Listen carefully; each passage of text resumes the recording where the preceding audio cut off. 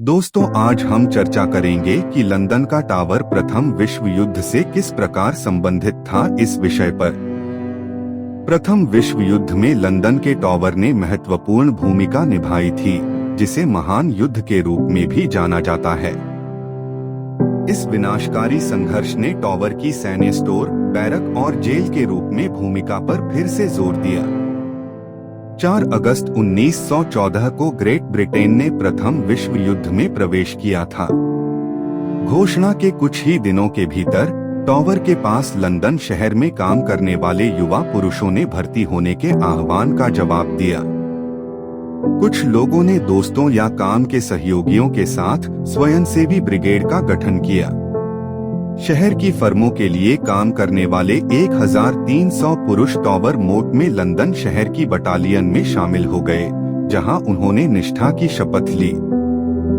प्रथम विश्व युद्ध की शुरुआत तक टावर ऑफ लंदन ने सैकड़ों वर्षों तक पर्यटकों के आकर्षण के रूप में आगंतुकों का स्वागत किया था, लेकिन किले ने कभी भी औपचारिक रूप से गैरिसन, जेल और निष्पादन स्थल के रूप में अपने कार्य को समाप्त नहीं किया था।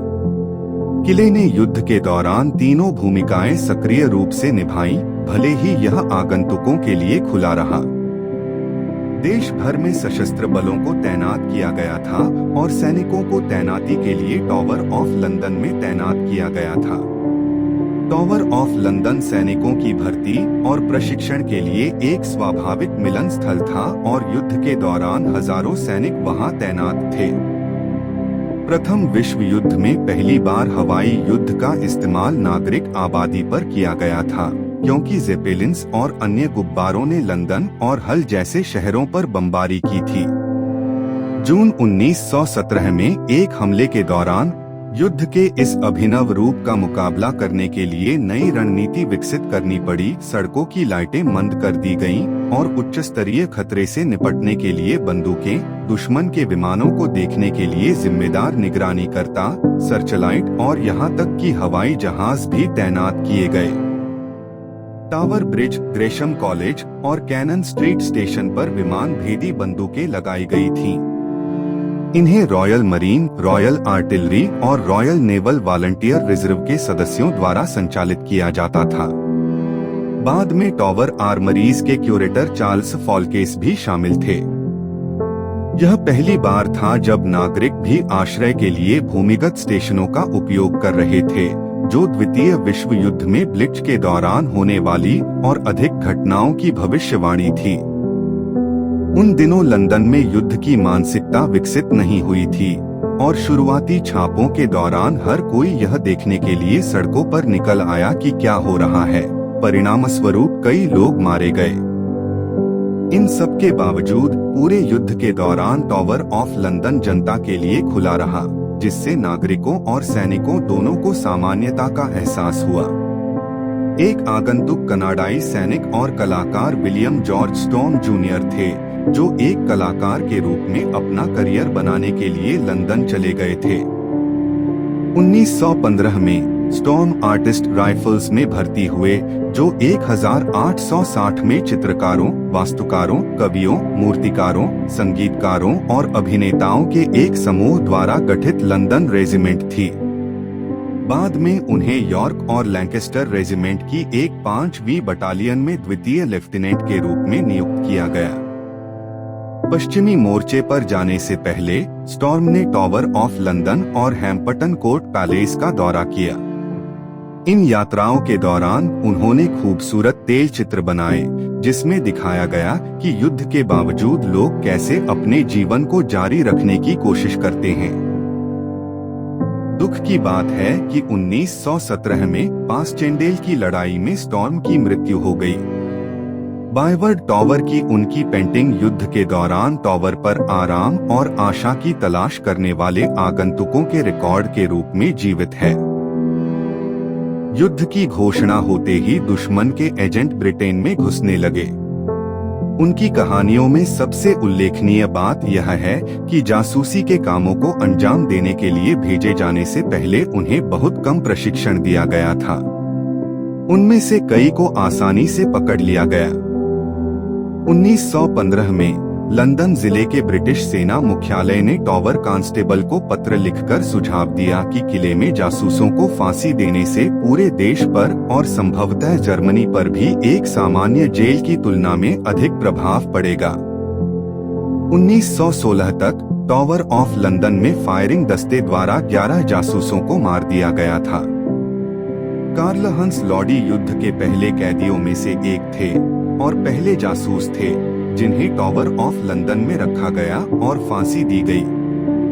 लॉडी एक जर्मन नौसेना अधिकारी 1914 की गर्मियों में युद्ध के फैलने पर ब्रिटेन पहुंचे।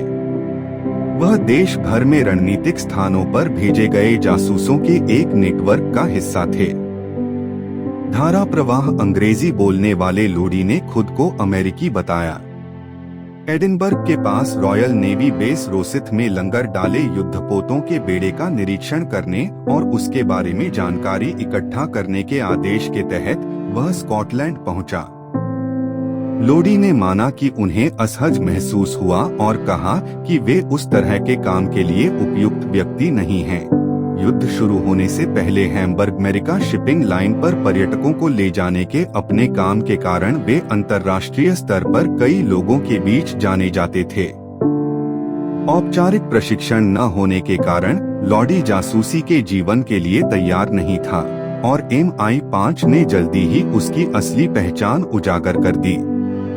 उसे पकड़ लिया गया और कोर्ट मार्शल द्वारा मुकदमा चलाने के लिए लंदन वापस लाया गया। लॉडी पर युद्ध राजद्रोह का आरोप लगाया गया, जिसे युद्ध के समय में संप्रभु के दुश्मनों को सहायता या आराम देने के रूप में परिभाषित किया गया था। इस समय जासूसी के मामलों के लिए यह असामान्य था। लॉडी का कोर्ट मार्शल 30 अक्टूबर को लंदन के वेस्टमिंस्टर में मिडलसेक्स गिल्डहॉल में हुआ और 2 नवंबर 1914 तक चला।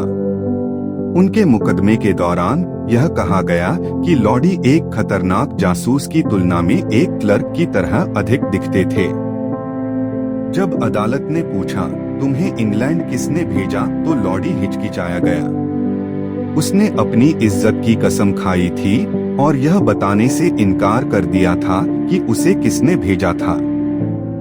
अदालत के अंतिम दिन उसे दोषी पाया गया और मृत्युदंड की सजा सुनाई गई। लॉडी को उसके मुकदमे से पहले और उसके दौरान वेस्टमिंस्टर के पास वेलिंगटन बैरक में रखा गया था। उसके दोषी ठहराए जाने के बाद टॉवर ऑफ लंदन के मेजर को बताया गया कि सजा की तैयारी और गुप्त रूप से उसे अंजाम देने के लिए बहुत कम समय है। युद्ध कार्यालय ने टॉवर ऑफ लंदन को लोदी की फांसी के लिए स्थान के रूप में मंजूरी दे दी। 6 नवंबर 1914 की सुबह की तारीख तय की गई। 3 दिन बाद लोदी को टॉवर पर ले जाया गया। दोषी ठहराए जाने और निंदा किए जाने के बाद लोडी ने 3 बटालियन ग्रेनेडियर गार्ड्स के कमांडिंग ऑफिसर को एक पत्र लिखा, जिसमें उन्होंने वेलिंगटन बैरक में कैद के दौरान उनके साथ दयालु व्यवहार करने वाले अधिकारियों और पुरुषों के स्टाफ के प्रति अपना हार्दिक आभार और प्रशंसा व्यक्त की। उन्होंने अपने परिवार को भी पत्र लिखा। लोदी का अपने परिवार को अंतिम पत्र। यह पत्र कार्ल हंस लोडी ने 3री बटालियन ग्रेनेडियर गार्ड्स के कमांडिंग ऑफिसर को लिखा था, जब वह अपनी फांसी से एक रात पहले टॉवर में कैद था।